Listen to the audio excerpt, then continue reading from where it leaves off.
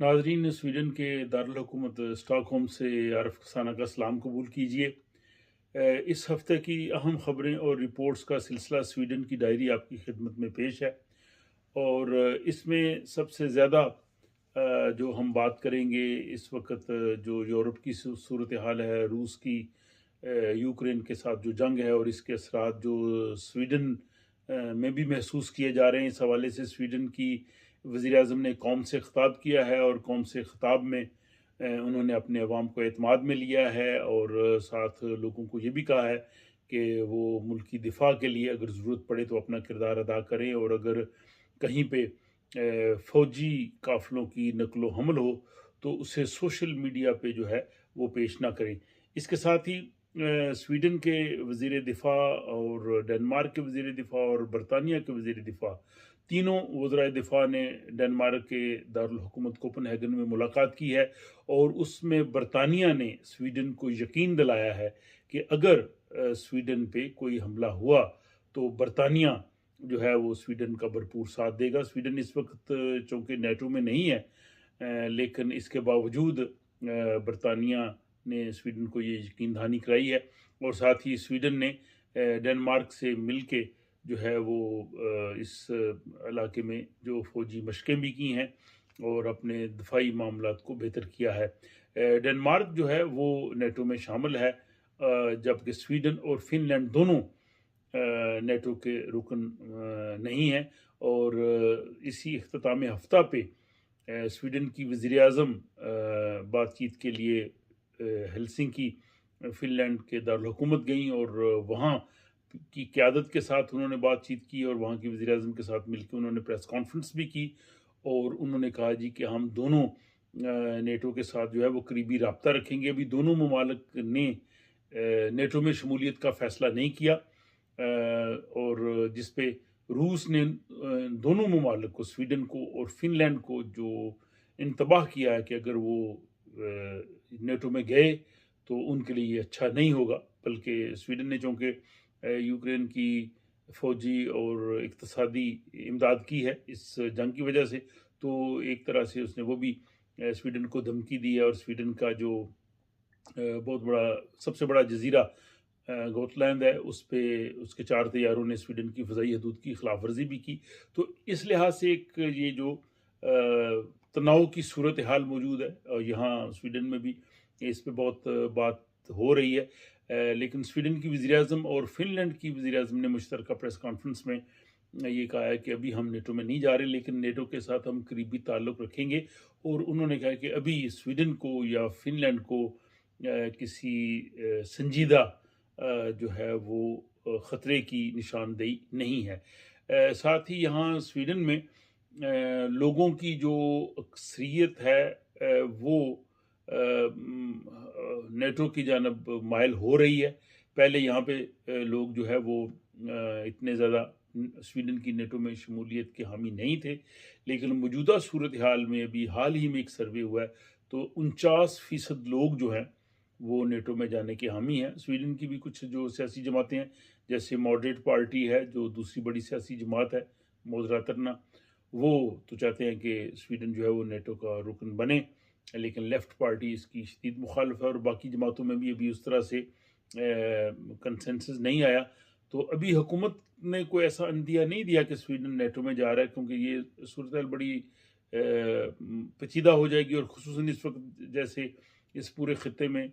जंग के बादल मंडरा रहे हैं, और इस सूरत हाल में नेटो में जाना मैं समझता हूँ कि ये एक शायद मुनासिब फ़ैसला ना हो। लेकिन नेटो के साथ जो करीबी वो ताल्लुक़ रखेंगे। और यहाँ स्वीडन के जो लोग हैं उनमें भी मुल्क की दिफा के लिए जज़्बा जो है वो बढ़ रहा है। अभी हाल ही में एक सर्वे हुआ है कि जिसमें तमाम यूरोपीय ममालिक के लोगों से पूछा गया कि अगर जंग हो जाए तो क्या वो अपने मुल्क में क़याम करेंगे या अपने मुल्क से जो है वो किसी और महफूज मुल्क में चले जाएंगे। तो स्वीडन के अवाम जो हैं वो सबसे सर फहरिस्त थे जिन्होंने कहा कि हम अपने मुल्क में रहेंगे और मुल्क में रह के अपने मुल्क के लिए हम जो है वो खिदमात देंगे। वैसे स्वीडन ने 250 साल से ज़्यादा अरसा हो गया किसी जंग में हिस्सा नहीं लिया, और इम्कान भी नज़र जंग का नहीं आ रहा। लेकिन तनाव की सूरत हाल में कुछ भी हो सकता है। और यहाँ पे लोगों के जज्बे में मुल्क की दिफा के लिए जो है वो इजाफा हो रहा है, और शहरी दिफा के लिए लोग अब ज़्यादा से ज़्यादा जो है वो अपने आप को पेश कर रहे हैं। ये जो शहरी दिफा के जो सिपाही होते हैं वो नॉर्मल आम काम करते हैं, जो भी उनके जॉब्स होते हैं, लेकिन मुल्क को जंग की या कोई हंगामी सूरत हाल हो जाती है किसी और किस्म की भी, तो उसमें फिर वो जो है वो शहरी दिफा के लिए काम करते हैं। तो इसके लिए कोई भी शख्स जो स्वीडन का शहरी है, जिसके पास सिटीजनशिप है और उसकी उम्र 18 से 70 साल के दरमियान है, तो वो अपने आप को पेश कर सकता है, और वो इसके लिए अपनी जो खिदमात है वो पेश कर सकता है, और फिर उसको मुनासिब तरबियत देंगे, और जब ज़रूरत पड़ेगी किसी भी हंगामी हालत में तो उसको बुला लेंगे। इस वक्त तकरीबन 20,000 के करीब लोग जो हैं वो इस शहरी दिफा के निज़ाम के साथ जो है वो मुंसलिक हैं। और इसके साथ हम आपको ये भी बताते चलेंगे कि स्वीडन की जो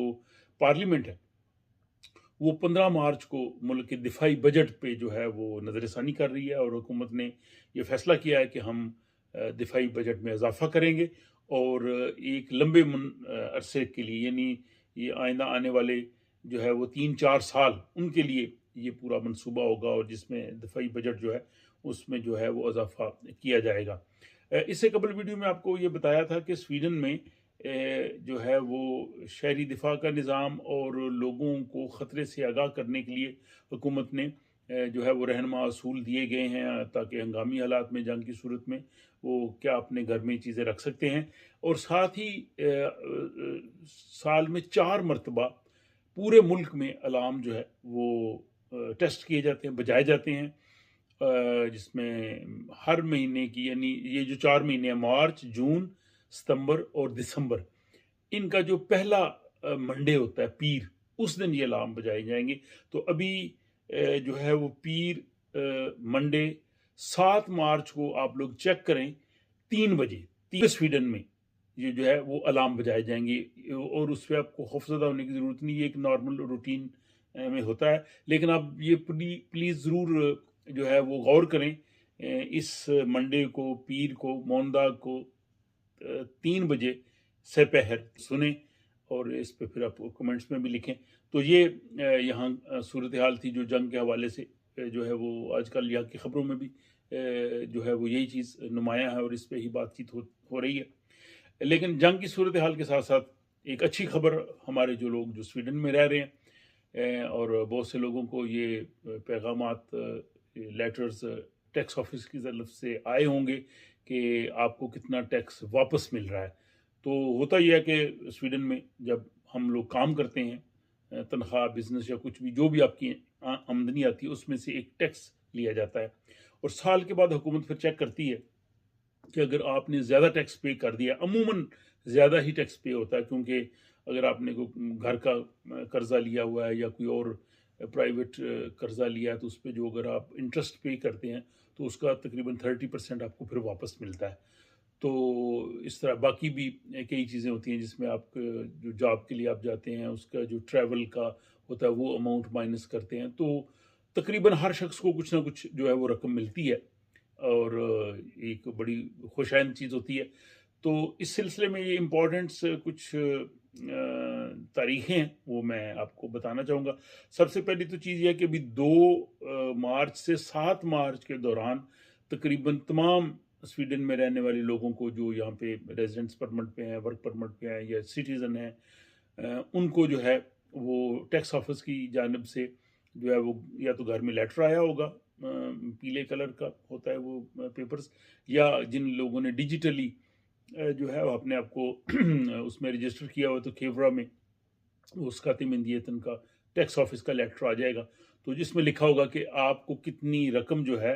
वो टैक्स ऑफिस की तरफ से मिलनी है। लेकिन बाज़ लोगों को देना भी पड़ती है जिन्होंने कम टैक्स पे किया हो। तो ये पहला मरहला तो ये है कि 2 से 5 मार्च 7 मार्च तक आप लोगों को ये लेटर्स मिल चुके होंगे। इसके बाद फिर ये होगा कि 15 मार्च के बाद आप जो है ये अपना जवाब उनको देना, ये जवाब देना लाजमी है। और ये आप 15 मार्च से 30 मार्च तक उनका टैक्स ऑफिस की जो वेबसाइट है वो ओपन हो जाएगी, उसमें आप लॉगिन करके बैंक आईडी से आपने जो है वो साइन करना है कि ठीक है, ये जो अमाउंट मुझे आ रही है ठीक है। आप उसमें चेंज भी कर सकते हैं, जिस तरह की उसमें कुछ कमी बेशी है वो भी आप कर सकते हैं। तो पूरा करके अगर आप इसको 30 मार्च तक अगर आप इन्हें जवाब दे देंगे, तो फिर ये होगा कि 5 से 8 अप्रैल तक आपको जो रकम वापस मिलनी है वो आपके बैंक अकाउंट में आ जाएगी। उसमें आपने ज़ाहिर है बैंक अकाउंट लिखा होगा, और अगर आपने उसमें कुछ बड़ी तब्दीलियाँ की हैं, उसमें ज़्यादा कुछ डॉक्यूमेंट्स दिए हैं, या आप जॉब भी करते हैं साथ आपकी फ़र्म भी है, अगर इस तरह के मामलात हैं, तो फिर जो है आपको जो हुकूमत की तरफ से जो इज़ाफ़ी टैक्स आपने पे किया वो मिलेगा 8 से 10 जून तक, तो फिर वो आपको जून में मिलेगा। और इसके साथ ये भी है कि अगर आपने डिजिटली टैक्स की रजिस्ट्रेशन अपना जवाब नहीं दिया,